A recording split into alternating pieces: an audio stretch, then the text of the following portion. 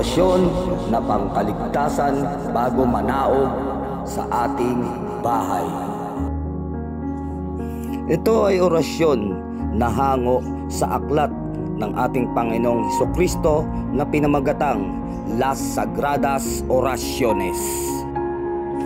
Ang mga orasyong ito ay usalin ng 3 ulit bago tayo manaog sa ating bahay. At matapos mong usalin ang nasabing orasyon ay iihip natin ito sa ating dibdib. Matapos mong iihip sa iyong dibdib ang mga nasabing orasyon, ito ang kanyang susi na magpapagana sa mga orasyon. Kristo, Kristo, Kristo, salva me. Ang mga orasyong ito ay pakaingatan sapagkat ito ay mga orasyong pangkaligtasan.